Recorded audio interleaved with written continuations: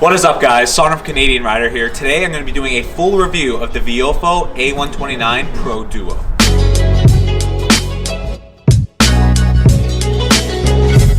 So today we're going to be doing a full review, and I'm also going to be testing the parking mode. You have to buy that parking adapter separately, but I bought that. We're going to test the 4K camera quality, see how good that is, rear 1080p camera quality. We'll see how the parking modes actually operate, basically the functionality of the entire dash cam. I'm really excited. Viofo has come out with a lot of great budget options, and we'll compare it to the ThinkWare and the Blackview products on my Lexus and Audi R8. If you haven't seen those videos, I'll put the card above, but let's go ahead and install this bad boy and check it out. So right now we're recording using actually the built-in microphone on the A129 Duo. I wanted to use this just so you could get an understanding and test of what the microphone quality is.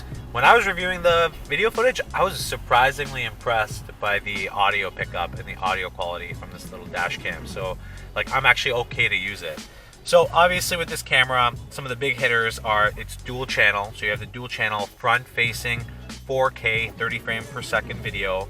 Really great quality. So you're seeing here a lot of detail in the footage. This is going to be able to give you the ability to check out license plates that you may not have been able to capture with a 1080p or even a 2K system, depending on a bunch of different circumstances, probably in motion, the weather is a little bit hazardous, etc., which is important. Now the only thing is you'll probably notice is that actually the field of view is not so great. It's not bad, but it's not like the best. 140 degree wide angle field of view for the front sensor.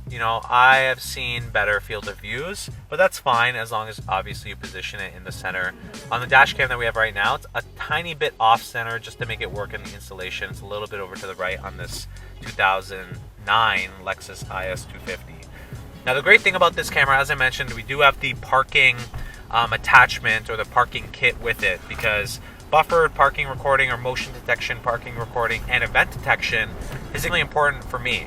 I want to make sure that when the car is parked, wherever I am, if I'm at the GO train station commuting to work, if I'm parked somewhere at a restaurant, that I have that protection in terms of front and rear.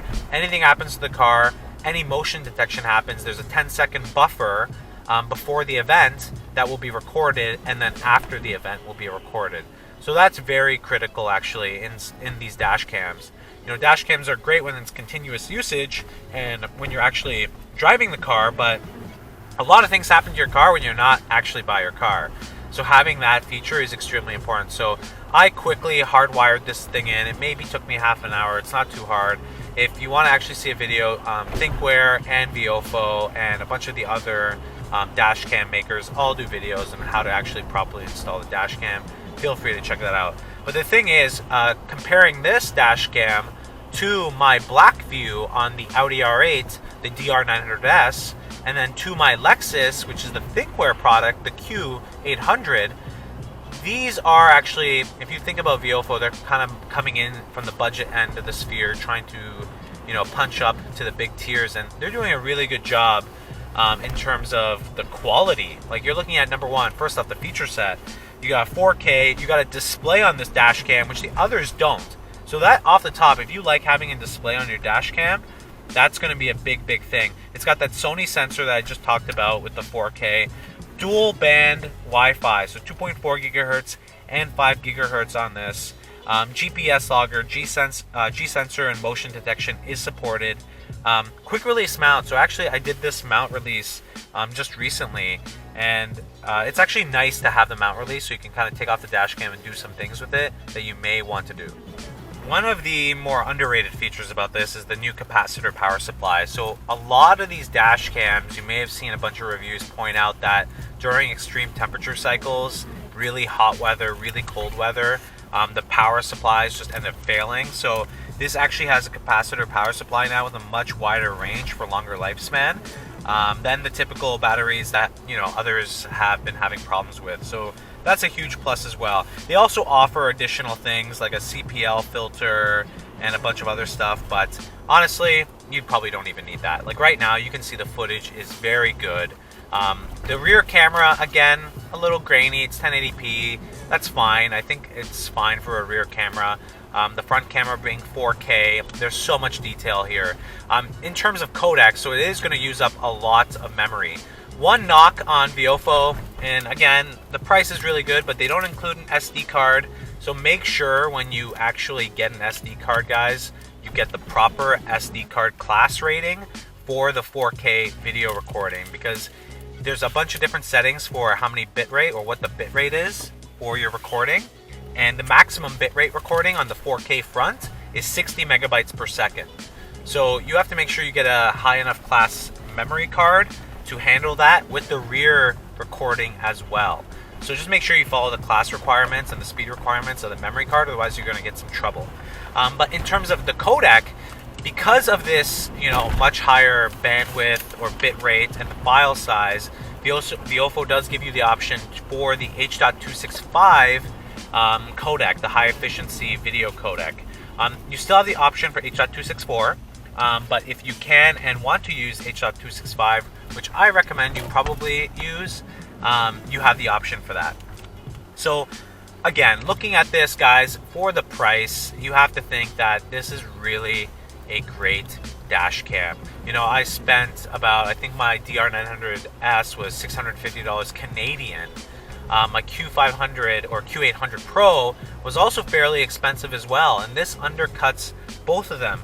You can get it for $329 without the parking kit.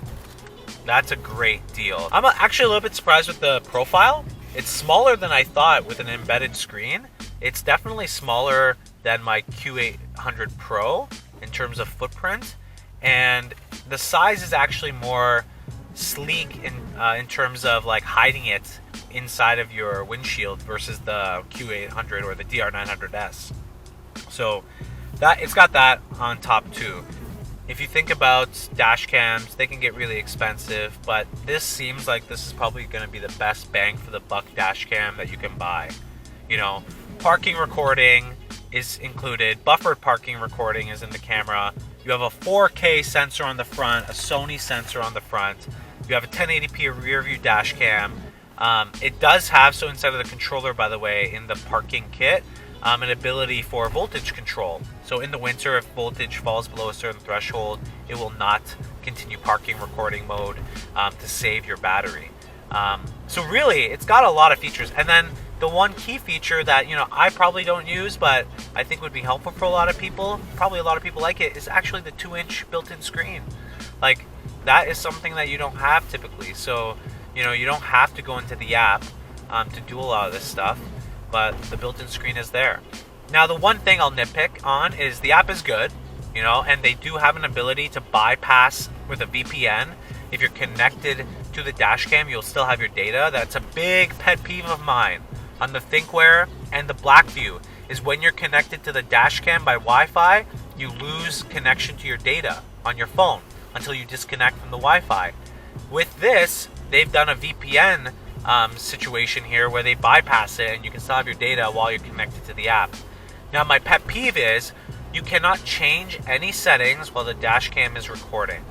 So if you're recording, like as the dash cam is right now, and I want to change settings, I can't do that.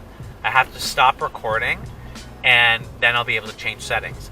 Now, for example, if I am in the app right now on the dash cam and I want to try to change settings on the dash cam physically, I can't do that until I disconnect from the app. So you can only change settings while you are either in the app or working the settings in the dash cam exclusively. Two things I noticed, a little bit of a pet peeve that I don't really care about, but I just noticed it during testing. Other than that, honestly, I'm looking forward to seeing the long-term results of this dash cam. I've heard great things about Viofo. Again, punching well above their weight class in terms of price. I'm looking forward to it. The quality obviously speaks for itself. You guys are seeing the footage right now. Really high quality. I'm really impressed. If you guys like this video, please give it a thumbs up. I will post another nighttime video just showing all the nighttime footage, because I think the nighttime footage is really spectacular on this camera. If you haven't already, subscribe to the channel, guys. I want to thank you all to my subscribers. We hit 20,000 subscribers recently. This is huge for me. I just want to say thank you. A lot more videos to come. I'm kind of setting up like a studio thing that I'm thinking in my head where I can do more videos for you guys. So again, thank you. If you haven't subscribed, subscribe, like the video, and I'll see you guys in the next one.